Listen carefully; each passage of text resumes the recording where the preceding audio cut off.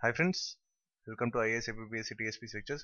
So test సిరీస్లో మనం question number 7ని మనం ఎక్స్ప్లెనేషన్ పార్ట్ ఈ వీడియోలో మనం డిస్కస్ చేయబోతున్నాం. సో ఆల్రెడీ లాస్ట్ 6 క్వశ్చన్స్ మీకు ఎక్స్ప్లెయిన్ చేయడం జరిగింది. అది ఒక different kind of approach. So ఏంటంటే ప్రతి ఆప్షన్ని కొంచెం మనం అనలైజ్ చేస్తున్నాం. నేను మీకు చెప్పినట్టు చాలా డీప్గా వెళ్తున్నాను, కానీ ఇది మీకు ఎప్పటికైనా అవసరమే. ఫర్ ఎగ్జాంపుల్ మీకు సివిల్ సర్వీస్ ఎగ్జామ్ కూడా మీకు ఈజీ అవుతుంది వన్స్ ఈ టైప్ ఆఫ్ అప్రోచ్లో వెళ్తే. అలాగే మీకు గ్రూప్ 1 మెయిన్స్లో కూడా మీకు ఈ అనాలిసిస్ పార్ట్ అనేది మీకు హెల్ప్ అవుతుంది. సో అందుకని చెప్పి నేను చాలా డెప్త్లో కవర్ చేయడం జరుగుతుంది, అంతే తప్ప ఇంకే ఉద్దేశంతో కాదు. మనకేంటంటే ఫస్ట్ మనకు కావాల్సింది ఫ్యాక్ట్స్, అలాగే విత్ అనాలిసిస్. సో ఈ రెండు మనకి కాంబినేషన్ ఉంటే మనకు ఆటోమేటిక్గా ఎలాంటి క్వశ్చన్ ఇచ్చినా సరే మనం ఆన్సర్ చేయడానికి అవకాశం ఉంటుంది. సో ఇదేంటంటే ఈ అప్రోచ్ మీకు ఏ కాంపిటేటివ్ ఎగ్జామ్ అయినా క్రాక్ చేయడానికి మీకు హెల్ప్ అవుతుంది.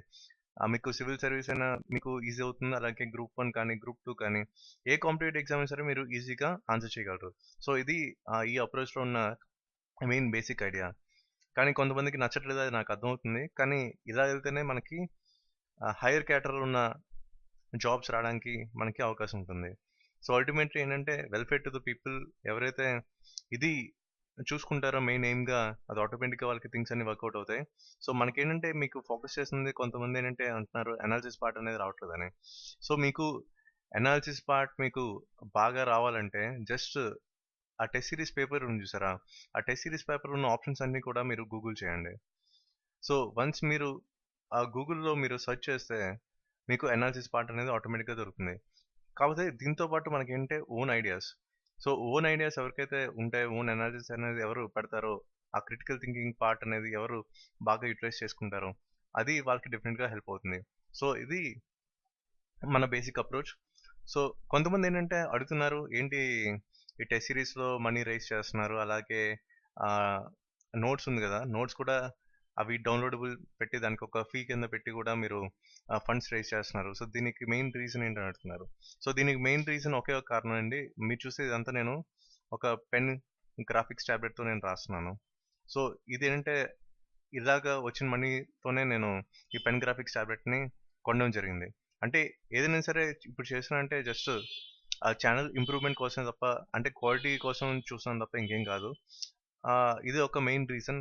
నెక్స్ట్ కొంత మనీ కూడా నేను వేరే ఫామ్లోకి డొనేషన్ కింద వెళ్ళిపోతుంది. దాంట్లో కూడా నేను షిరిడి సాయిబాబా ట్రస్ట్కి నేను డొనేట్ చేయడం జరుగుతుంది. మీరు చూస్తుంటే ఇప్పుడు ఏప్రిల్ 4న కొంత మొత్తాన్ని డొనేట్ చేయడం జరిగింది. అలాగే అప్పుడు 2200 అంత కాంట్రిబ్యూట్ చేయడం జరిగింది. అలాగే మీరు కూడా చూస్తే ఇప్పుడు 2400 అనేది కాంట్రిబ్యూట్ చేయడం జరిగింది. సో ఇలాగా వచ్చిన మనీ కూడా నేను ఎడ్యుకేషన్ ఫండ్ వైపు మాత్రమే తీసుకెళ్తున్నాను త్రూ కొన్ని వాలంటరీ డొనేషన్స్ మీద. సో ఇలాగ ఫండ్స్ అన్ని ఏవైనా రైజ్ చేశానంటే అది కంపల్సరీగా అది వేరే ఫామ్లో టు ఎడ్యుకేషన్కే మాత్రం వెళ్తుంది, అంతే తప్ప నా పర్సనల్ పర్పస్కి మాత్రం కాదు. ఇది మీకు 100% నేను గ్యారంటీ ఇస్తున్నాను. సో ఏదైనా ఉంటే నేను చేస్తున్నానంటే అది జస్ట్ కొంచెం ఆ ఛానల్కి క్వాలిటీ ఇవ్వడానికి తప్ప, టెక్నికల్ అప్గ్రేడేషన్ తప్ప నా పర్సనల్ పర్పస్ కాదని మీకు చెప్తున్నాను. సో ఇప్పుడు క్వశ్చన్లోకి వస్తే ఇక్కడ మన ఫోకస్ కీవర్డ్ ఏంటి, లార్జ్ గ్రాండరీస్. సో అన్ని హరప్పన్ టౌన్స్లో మనకి లార్జ్ గ్రాండరీస్ ఉన్నాయి, ఎందుకు, మెయిన్ రీజన్ ఏంటి అని అడుగుతున్నారు. సో ఇక్కడ ఏంటంటే మనకి ఆల్మోస్ట్ ఆల్ హరప్పన్ టౌన్స్ అంటే మేజర్ టౌన్స్ ఏవైతే ఉన్నాయో ఎక్కడ చూసినా మనకి ఈ గ్రాండరీస్ అనేవి మనకి కనిపిస్తాయి. ఇది ఒక కామన్ ఫీచర్ మనకి హరప్పన్ సివిలైజేషన్లో. సో ఇక్కడ మనకి 3 ఆప్షన్స్ ఉన్నాయి. సో ఇవన్నీ చూసుకుంటే మనకి దీంట్లో ఆన్సర్ ఏంటంటే ఆల్ ది అబోవ్. సో ఇది ఆల్ ది అబోవ్ ఎలా ఎలా అవుతుందని చూద్దాం, ఒక్కొక్క ఆప్షన్ని అనలైజ్ చేసుకుంటూ. సో ఇక్కడ చూసుకుంటే గ్రాండరీ అనేది మీకు ఈ టైప్ ఉంటుంది. ఇదేంటే మ్యాసివ్ ఫుడ్ గ్రెయిన్స్ ఏవైనా ఉన్నా మనం స్టోర్ చేసుకోవచ్చు. సో ఈ టైప్ ఆఫ్ కన్స్ట్రక్షన్ యాక్టివిటీస్ని మీరు అప్పుడు స్టార్ట్ చేశారు, పెద్ద పెద్ద గ్రాండరీస్ని బిల్డప్ చేశారు. సో ఒకే ఒక పర్పస్ అంటే ఇప్పుడు మనం ప్రెసెంట్ ఇప్పుడు మనకి ఫుడ్ కార్పొరేషన్ ఆఫ్ ఇండియా ఉంది, అప్పుడు ఈ గ్రాండరీస్ ఉండేవి. ఇది ఒకటే మనకి లైవ్ ఎగ్జాంపుల్ మనకు తెలుస్తుంది. నెక్స్ట్ ఇప్పుడు ఆప్షన్స్ చూసుకుంటే ఫస్ట్ ఆప్షన్ మీకు ఏమని ఇచ్చామంటే taxes were paid in kind and therefore granaries acted as a sort of public treasuries. So ఇక్కడ taxes were paid in kind అంటే ఇక్కడ మనకి ఏంటంటే మనకి బెస్ట్ ఎగ్జాంపుల్ మనకి వెయిట్స్ అండ్ మెజర్స్ అనమాట. సో ఇక్కడ మనకి వెయిట్స్ అండ్ మెజర్స్ నుంచి మనకి ఏంటంటే పర్ఫెక్ట్ ఎవిడెన్స్ ఏంటి, యూనిఫామ్టీ తెలుస్తుంది. సో ఇక్కడ ఏంటి దీని మొత్తానికి దేనికి యూటిలైజ్ చేశారంటే ట్రేడ్ యాక్టివిటీస్కి. మీకు తెలుసు మనకేంటి ఇంటర్నల్ ట్రేడ్ ఉంటుంది, అలాగే ఫారిన్ ట్రేడ్ కూడా ఉంటుంది. సో ఈ రెండిట్లో మనకి కనిపిస్తున్నాయి చాలా వరకు మనకి ట్రేడ్ రిలేషన్స్ ఉన్నాయని.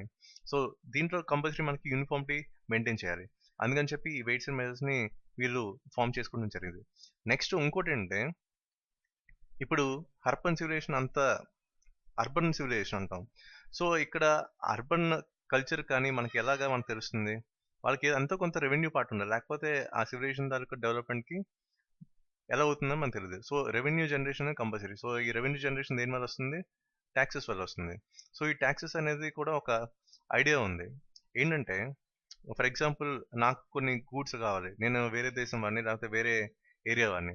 సో నాకు కొన్ని గూడ్స్ కావాలంటే నేను కంపల్సరీ ఇక్కడ రావాలి. సో ఇక్కడికి వచ్చినప్పుడు ఆ గూడ్స్కి నేను ఎంతో కొంత ట్యాక్స్ అనేది పే చేయాలి. సో ఇలాగ ట్యాక్సెస్ అనేవి లివే చేసేవారు అనమాట. సో ఇవన్నీ కూడా ఏంటంటే ఈ పబ్లిక్ ట్రెజరీస్ ఫామ్లో వచ్చేసినాయి. సో ఇది మెయిన్ రీజన్. నెక్స్ట్ ఇక్కడ మనకి ఒక దగ్గర మనకి పర్ఫెక్ట్ లైన్ ఉందన్నమాట. సో వెయిట్స్ అనేవి మనకి రీసెంట్ ఎక్స్కవేషన్స్లో దొరికినాయి.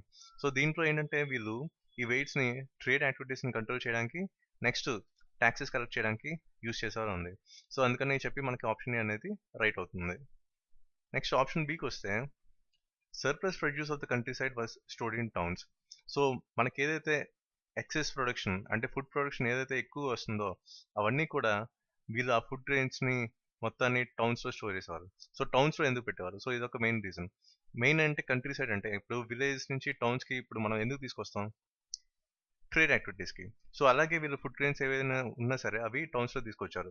ఎందుకంటే ఇక్కడ మనకి టౌన్స్ నుంచి మనకి ట్రేడింగ్ అనేది ఈజీ అవుతుంది. ఎందుకంటే ఇక్కడ నుంచి మనకి ఈ రోడ్డు కనెక్టివిటీ ఏదైతే ఉందో అదంతా మనకి ఈజీ అవుతుంది. అంటే మిగతా ఫారెన్ ట్రేడ్ కానీ లేకపోతే ఇంటర్నల్ ట్రేడ్ కానీ ఆ టౌన్స్ నుంచి ఆ నావిగేషన్ పార్ట్ అంతా కూడా చాలా ఈజీ అవుతుంది. కాబట్టి వీళ్ళు ఏవైతే ఫుడ్ గ్రెయిన్స్ అన్నీ ఉన్నాయో కూడా టౌన్స్లో స్టోర్ చేసుకున్నారు. ఇంకోటి టౌన్స్లో స్టోర్ చేసుకోవడానికి ఇంకో మెయిన్ రీజన్ అంటే ఇక్కడ గ్రాండరీస్ కన్స్ట్రక్షన్ అయ్యాయి. సో గ్రాండరీస్ ఇక్కడ మనకి మేజర్ టౌన్స్లో ఉండేవి కాబట్టి ఈ ఫుడ్ గ్రెయిన్స్ సర్ప్లస్ ప్రొడక్షన్ ఏదైతే ఉందో కూడా మొత్తం ఈ గ్రాండరీస్లో స్టోర్ చేసేవారు. అక్కడ నుంచి వీళ్ళు ట్రేడింగ్ యాక్టివిటీస్ని స్టార్ట్ చేసేవారు.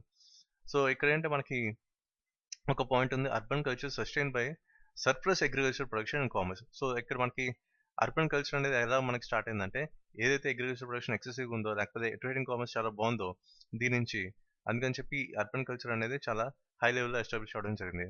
తర్వాత వీళ్ళు ట్రేడ్ యాక్టివిటీస్ కూడా స్టార్ట్ చేయడం జరిగింది. ఫర్ ఎగ్జాంపుల్ మనకి ఫారెన్ ట్రేడ్ రిలేషన్స్ ఏదైతే అక్కడ ఫర్ ఎగ్జాంపుల్ సుమర్ తీసుకుంటే ఇది సరన్ మెసోపోటేమియాలో ఉంది. సో ఇలాగా మనకి ఈ ఫారెన్ ట్రేడ్ కూడా స్టార్ట్ అయిందని మనకి తెలుస్తుంది అనమాట. సో అందుకని చెప్పి వీళ్ళు ఈ సర్ప్లస్ ప్రొడక్షన్ ఏదైతుందో టౌన్స్లో స్టోర్ చేశారు కాబట్టి ఈ ఆప్షన్ కూడా మనకి రైట్ అవుతుంది. నెక్స్ట్ ఆప్షన్ సికి వస్తే ఇక్కడ ఏమి ఇచ్చారు, food grains were stored for the purpose of trade. So మీకు ఆల్రెడీ చెప్పాను ఏంటంటే ఇక్కడ మనకి గ్రాండరీస్ ఉండేవి. సో గ్రాండరీస్లో ఏంటంటే ఈ ఫుడ్ గ్రెయిన్స్ ఏవైతే ఉన్నాయో అవన్నీ కూడా ఈ గ్రాండరీస్కి తరలించేవారు అనమాట. సో ఏదైతే ఫుడ్ గ్రెయిన్స్ అవుట్పుట్ వచ్చిందో మనం అన్ని గ్రాండరీస్లో స్టోర్ చేసుకునేవారు.